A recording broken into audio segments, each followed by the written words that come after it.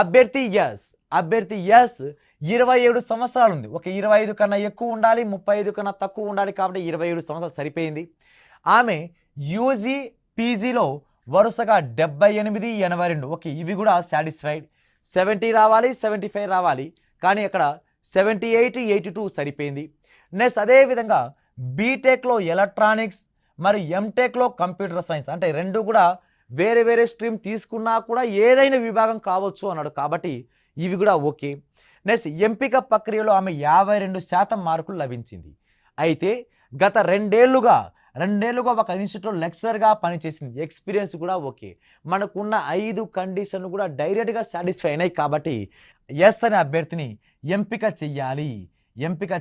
కాబట్టి మన answer C, third option అనేది మన రైట్ ఆన్సర్ అవుతుంది. ఏ విధంగా ఆప్షన్స్ ఉంటాయంటే, అందించిన డేటా నిర్ణయం తీసుకోవడానికి సరిపోకపోతే, అంటే మనకిచ్చిన ఇన్ఫర్మేషన్ కనుక సరిపోకపోతే మన ఆన్సర్ ఏం తీసుకోవాలంట, ఏ అనే ఆప్షన్ తీసుకోవాలంట, ఏ అనే ఆప్షన్ సెలెక్ట్ చేయాలంట.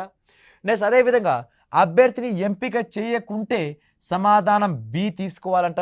అభ్యర్థిని ఎంపిక చేయాలంటే ఒకవేళ అభ్యర్థిని సెలెక్ట్ చేస్తే సి ఆప్షన్, అభ్యర్థిని ఎంపిక చేయకపోతే సెకండ్ ఆప్షన్, అభ్యర్థిని ఎంపిక చేయడానికి దత్తాంశం సరిపోకపోతే, అంటే ఇచ్చిన డేటా ఇంకా సరిపోలేదు అనుకుంటే అప్పుడు మీరు ఏ ఆప్షన్ తీసుకోమన్నాడు.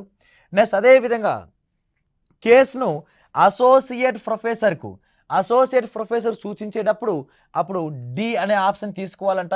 అదేవిధంగా ఇదే అభ్యర్థిని కేసుని లెక్చరర్ రెఫరెన్స్ తీసుకుంటే అప్పుడు మన ఆన్సర్ ఏం తీసుకోవాలంటే ఈ అనే ఆప్షన్ తీసుకోవాలంట.